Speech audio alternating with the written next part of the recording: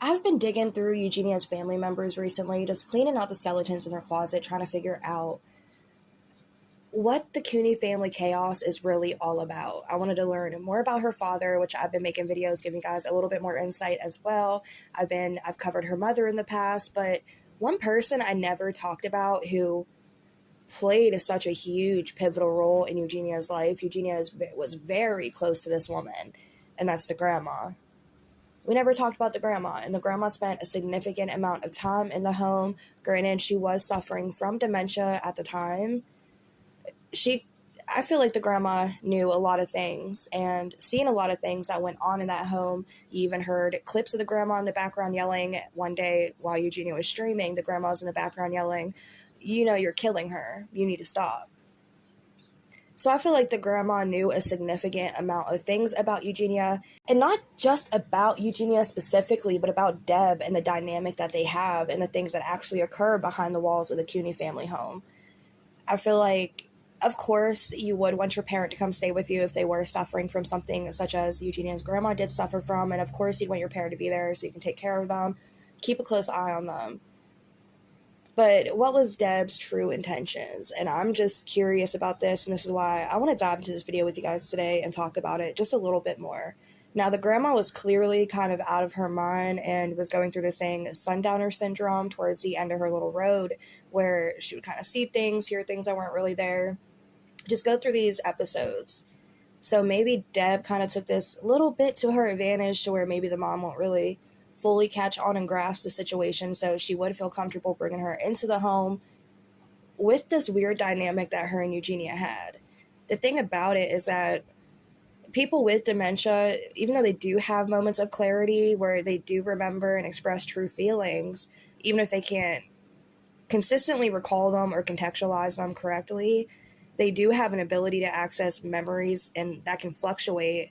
And this can lead to instances where they will say something that's pretty accurate without fully recognizing the truth of it, or remembering the details later on. So she could have these moments where she does say something that has a lot of truth in it, but might be overlooked because she doesn't really recall the moment, or just because of the health status. My grandmother actually had dementia right before she passed away, so I do feel for Eugenia here, because if you can't tell already, the energy between, you can't hear them, but you can see it. The energy between Eugenia and her grandmother is very positive. She seems to be so much more comfortable around her grandmother than she is Deb. They actually have body interactions where they'll tap each other on the shoulders and hug each other, and it's very sweet and loving. It's what a real relationship should be with somebody in your family. And she really lacks that dynamic, that loving dynamic with Deb. And so I think that's so interesting to see the grandma interact with Eugenia versus the mom interacting with Eugenia. I had just made a video, it's not quite up yet, but by the time that video is up, this one will be up right after it, where I talked about, is Deb really Eugenia's real mom?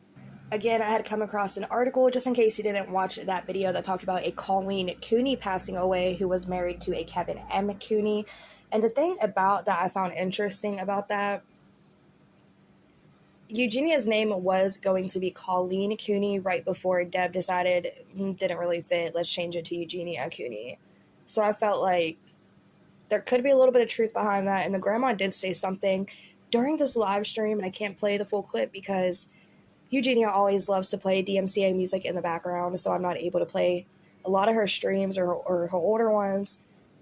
But the grandma did say something fairly interesting about her being picked to be the grandchild, but let's take a look. This is the best granddaughter Aww, I could have gotten. thank you. I love her very much. I love you. And again, it could just be the wording that the grandmother chose to say this in, but just something about it kind of makes me feel like my point is a little bit backed up, that Deb might not be Eugenia's real mom.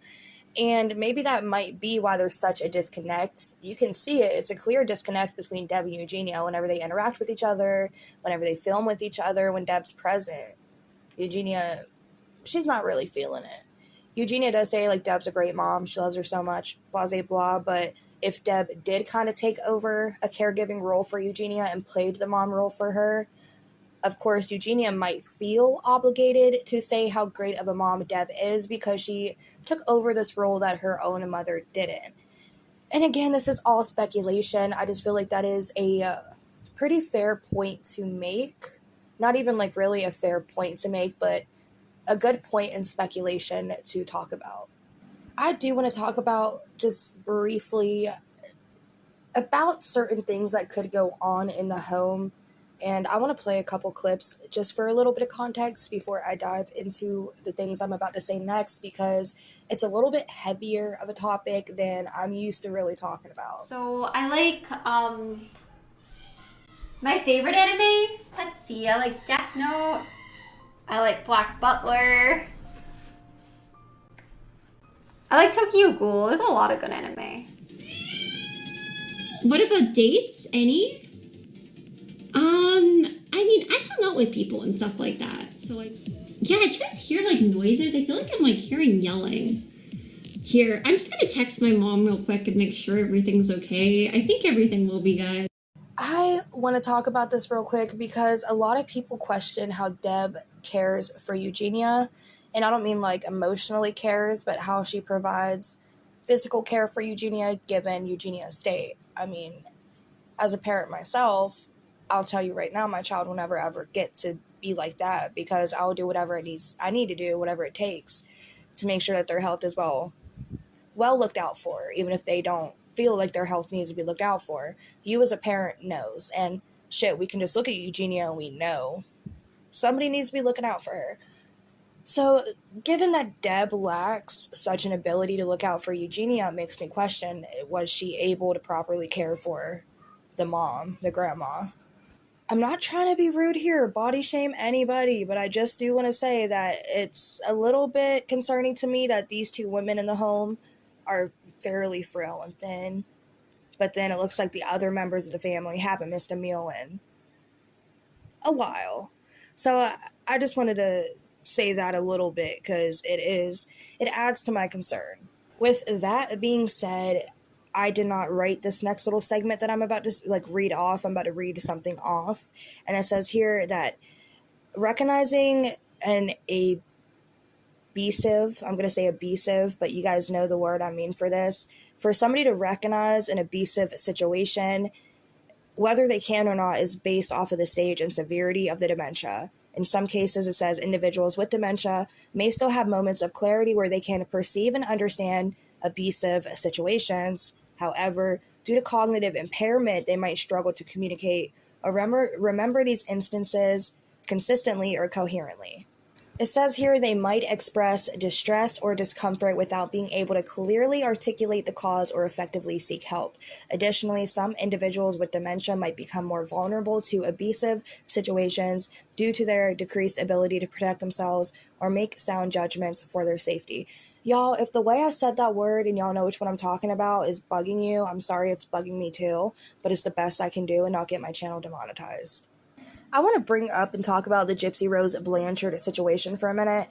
I'm sure y'all are familiar with the story. The mom had Munchausen by proxy syndrome disorder, and she would make up reasons to take her daughter to the doctor literally all the time, get surgeries, things taken out of her body just that didn't need to be done, all types of crazy things. Like, she had her daughter believing she would only live to 7. When she hit 7, oh, you're only going to make it to 15. She turned 15. Well, maybe you have until 20, but that's about it. You know what I mean? Like, the mom just really...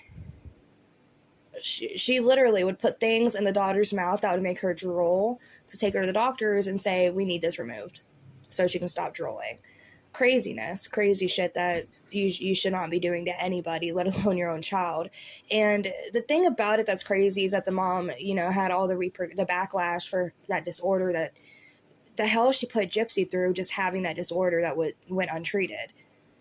But the thing about it is the doctors should also be held accountable. And I feel the same way when it comes down to Eugenia and even the grandma now. I'm speculating, I'm really hoping she had proper care in her last days. What's crazy too, I've been doing more research on the dad, and the thing that I find interesting about the dad is that he makes $1 million easily, if not more, per year. Just the things that I was seeing online about him, he's a very, very powerful stockbroker and investor, and It's crazy the power that he really has. But the thing about it, with all this money and power, I am so sorry. My audio just cut out, and I don't want to listen back to that voice clip and start trimming it down just to get this right. But what I was saying, with all that money and power that he has, I just find it incredibly disheartening that Eugenia isn't given proper care. Why doesn't he pay people to come out to the house with her? Why doesn't he pay for rehab, pay for a therapist, pay for literally anything? He could do it. Why doesn't he do that? Even Eugenia, with her own YouTube money, she would be able to do it. But as a parent, you should step in and be like, hey, I'll pay for this, I'll do this, like, if you can do it. If you don't want to do it, I'll pay for a therapist to come to the house so you can sit down and talk to him at the house. I just think, like, it's crazy that with all that financial success that he's had, not more was done. Like, she was sent to a psychiatric facility when she was 5150'd, and that could have been prevented by him actually paying and sending her to a real facility or speaking to a real therapist or even a nutritionist to help his daughter. With that being said, again, it just made me question a little bit about the grandma. What did the grandma really know about this COONEY family chaos? What was she subjected to? Was she subjected to similar things that Eugenia was subjected to while in the same roof and under the same care as Eugenia? So much speculation, but let me know what you guys think about this video in the comment section down below. I did my best to just give you guys my thoughts and opinions. I really don't want to censor the things I do or say anymore because it is just all speculation, all thoughts and opinions. And I went through this period where I was kind of censoring myself and trying to be nice, and I am over that. So here we are, back to my original content, just giving my deep dives, thoughts and opinions, and I'm back. So I hope you guys enjoyed the video, and I'll catch you in the next one.